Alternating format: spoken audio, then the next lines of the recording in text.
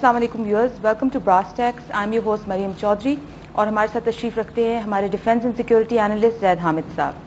This is the 9th episode in the series of economic terrorism.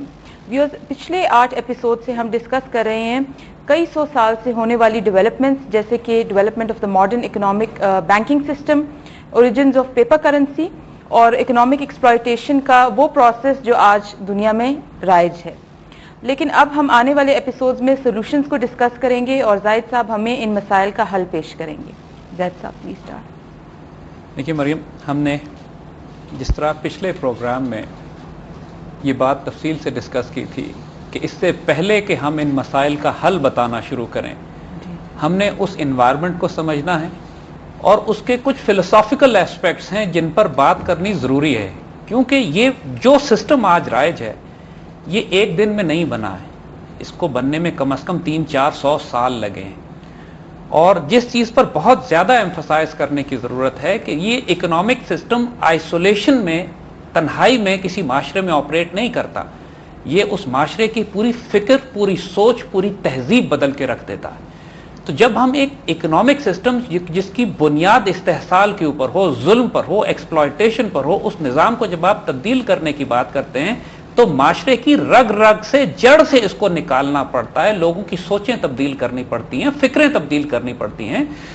माशरे में ये निज़ाम जो मादियत पैदा करता है, जो मादा परस्ती पैदा करता है, दुनिया की मोहब्बत पैदा करता है, एक्सप्लॉयटेशन और एक दूसरे से लूट खसूट और सूद का निज़ाम और रिबा का ये निज़ाम जो लोगों में एक आपस की ताल्लुकात खराब करता है, नफरतें पैदा करता है, उस सारे प्रोसेस को डैमेज कंट्रोल करना है। हमने उस सारे माशरे को तरतीब देना है, दोबारा तब्दील करना है, दोबारा से एक इंसानी माशरा बनाना है जो इस वक्त पूरी दुनिया में एक शैतानी माशरा बना हुआ है।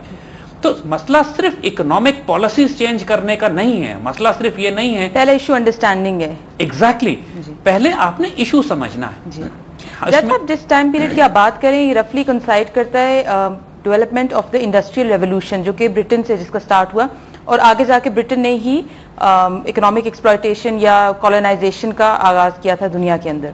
अब पहले आप हमें ओवरव्यू प्रोवाइड कर दें कि इस निज़ाम के बेसिक फीचर्स क्या थे।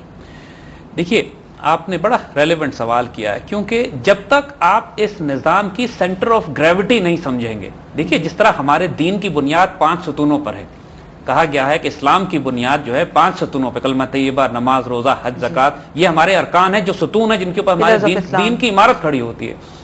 आप इसमें से किसी एक पिलर को गिरा दें, दीन की इमारत गिर जाती या कमजोर हो जाती।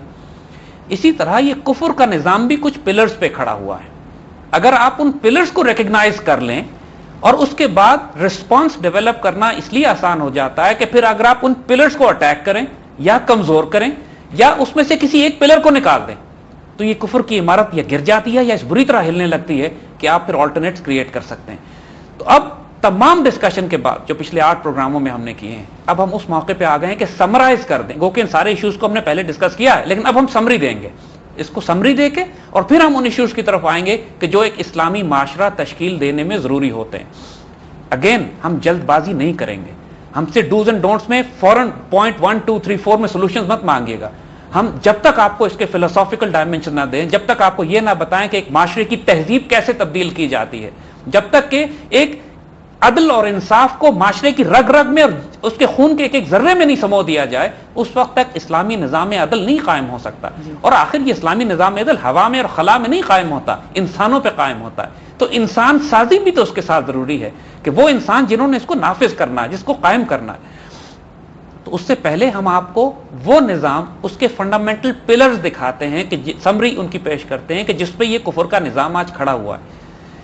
इसके सबसे पहले प्लेयर्स और एलिमेंट्स जो इस निज़ाम को कायम और जारी रखे हुए हैं वो इंसान हैं, जिनको हमने फ्री मेसन और ज़ायनिस्ट कहा था। ये सबसे पहले जो फंडामेंटल प्लेयर्स हैं इस पूरे निज़ाम को चलाने वाले, जाहिर है इस निज़ाम को चलाने वाले इंसान हैं, यानी इंसान नजर आते हैं। हकीकत में शैतान है, या तखब्बत शैतान मिनल मस, शैतान ने छू के उनको बावला किया हुआ है। ये हमारे अंदर भी हैं और मगरिब के माशरे में भी हैं। इन लोगों को रिकग्नाइज करना, इन लोगों की आइडेंटिफिकेशन कि ये कौन कौन फंडामेंटल पिलर्स हैं जिस निज़ाम को चला रहे हैं। हमने रॉथस्चाइल्ड्स का भी जिक्र किया, रॉकफेलर्स का भी जिक्र किया, हमने उन तमाम लोगों का जिक्र किया जो आजकल न्यू कॉन आइडियोलॉजी को लेकर इस दुनिया में इंप्लीमेंट कर रहे हैं। हमने वो हमारी सफ़ों में भी हैं, وہ ایسے لوگ ہماری حکومتوں میں بھی شامل ہیں, ہمارے میڈیا میں بھی ہیں, ہمارے معاشرے میں بھی ہیں, ہمارے تعلیمی نظام میں بھی ہیں. جو ستون ہے اس نظام کا وہ پیپر کرنسی ہے, لہذا پیپر کرنسی کی موجودگی میں کوئی نظام عدل قائم نہیں ہو سکتا, اس کو ذہن میں رکھیے گا. پھر جو ان کا بزنس میکانزم ہے, یعنی اب وہ انسان پیپر کرنسی کو استعمال کر کے پوری دنیا میں ایکسپلائٹیشن کا نظام جس بزنس میکانزم سے قائم کرتے ہیں اس کو سود اور ربا کا نظام کہتے ہیں. یعنی منی لینڈنگ, قرضہ دیا اور قرض لے کے قوموں کو, انسانوں کو مقروض کیا اور اس کے نتیجے میں ایکسپلائٹیشن کی اور ان کو غلام بنایا. اور یہ وہ فیچر ہے جس پہ اسلام نے بہت زیادہ ایمفسائز کیا تھا کہ انٹرسٹ وہ چیز ہے جس سے اللہ اور اس کے رسول صلی اللہ علیہ وسلم کے حرب من اللہ و رسول جنگ ہے, یعنی اعلان جنگ ڈکلیئر کر دیا گیا اس ربا کے ایکسپلائٹیشن کے نظام پہ. حضرت عمر رضی اللہ تعالیٰ عنہ کا کتنا مشہور وہ قول ہے کہ اللہ نے انسانوں کو آزاد پیدا کیا, تم نے کب سے انسانوں کو غلام بنا لیا. یہ غلامی کا کانسیپٹ شروع ہی قرض دینے سے ہوتا ہے, مقروض کرنے سے ہوتا ہے. تو فری میسنز جب پیپر کرنسی کو استعمال کر کے ربا کے نظام پر منی لینڈنگ کرتے ہیں, یہ 3 پلر بن گئے ان کے. اب چوتھا, اس کے لیے ان کو کوئی نظام اور کوئی سسٹم چاہیے. وہ سسٹم آج کا جدید بینکنگ سسٹم ہے کہ آپ اپنے ہمیں ڈپازٹس لا کے جمع کرائیں, جس کے ذریعے انہوں نے لوگوں کا سونا غائب کیا, رسیدیں جاری کی, رسیدیں جاری کرنے کے بعد لوگوں کو دھوکہ دیا فریکشنل ریزرو بینکنگ کے ذریعے. فریکشنل ریزرو ہم تفصیل سے پہلے پروگراموں میں ڈسکس کر چکے ہیں کہ بینک کے پاس ہوتا 100 روپیہ ہے اور وہ 1000 روپیہ قرض دے دیتا ہے, 5000 روپیہ قرض دے دیتا ہے, صرف اس 100 روپے کی حساب کتاب, کھاتہ داری, انٹریز کی جادو کی وجہ سے. وہ سارا کھیل کرنے کے لیے ان کو ایک انسٹیٹیوشن چاہیے, ایک ادارہ چاہیے جس کو یہ بینک کہتے ہیں. اور جو اسٹریٹجی اس کے بعد یہ بلڈ کرتے ہیں اس ماڈرن اکنامک سسٹم کو سٹیبلائز کرنے کے لیے, وہ فوکس کرتی ہے پرائیویٹائزیشن اور مونوپلائزیشن کے اوپر. یعنی دولت کی تقسیم مساوی معاشرے سے گھسیٹ کر اس کو چند لوگوں کے ہاتھوں میں اس کو محدود اور مرکوز کیا جاتا ہے. مونوپلیز قائم کرتے ہیں, کارٹیلز بناتے ہیں, جس طرح ہم نے ڈسکس کیا تھا کہ پوری دنیا کی فوڈ سپلائی 11 یا 12 بڑی کمپنیز کنٹرول کر رہی ہیں جن کا تعلق مغرب سے ہے. اسی طرح ہر معاملے میں گولڈ کارٹیلز ہیں, آئل کارٹیلز ہیں, ڈائمنڈ کارٹیلز ہیں, فوڈ کارٹیلز ہیں, انرجی کارٹیلز ہیں, سیمنٹ کارٹیلز ہیں. یعنی ہر وہ چیز جس کا تعلق معاشرے کی ترقی سے ہو, یہ اس کو کارٹیلز بنا کے مونوپلائز کرتے ہیں اور اس کو تقسیم کرنے سے روکتے ہیں. انسٹیٹیوشنز بنا کر مونوپلیز بنانا اور پرائیویٹائز کرنا چیزوں کو, زمین کے خزانوں کو, یہ ان کی فنڈامنٹل اسٹریٹجی کا حصہ ہے. اس کام کے لیے جو انسٹیٹیوشنز ہیں, یونائٹڈ نیشنز ہیں, ورلڈ بینک ہے, IMF ہے, ایشین ڈیولپمنٹ بینک ہے, سوئس بینکس ہیں, ان کے وہ تمام آف شور بینکس ہیں کہ جو بلیک منی کو وائٹ کرنے کے لیے استعمال ہوتے ہیں, بینکنگ سسٹم کے بڑے بڑے ادارے. اور اس نظام میں انسانوں کو غلام بنانے کے لیے جو ربا اور سود کے نظام سے تھوڑا بچنے کی کوشش بھی کریں, ان کو غلام بنانے کے لیے جو ٹیکسیشن کا نظام ان کا ہے وہ انکم ٹیکس کا ہے.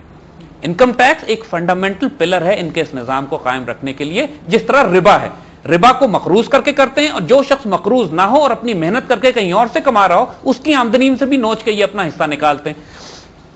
اور ان ساری چیزوں کا جو آبجیکٹو ہے وہ انسانوں کو غلام بنانا, اکنامک ایکسپلائٹیشن اور سلیوری, یہ سارے فنڈامنٹل پلرز ہیں زائنسٹ اکنامک سسٹم کے. ٹھیک ہے زید صاحب, آپ نے وہ ایلیمنٹس پیش کیے ہیں یا وہ پلرز پیش کیے ہیں زائنسٹ نظام کے جن کے اوپر یہ ساری وشس سائیکل چل رہی ہے اور جو اس نظام کا حصہ ہے, کرکس ہیں اس نظام کا. اس پہ ہم ڈسکشن جاری رکھیں گے لیکن آفٹر بریک.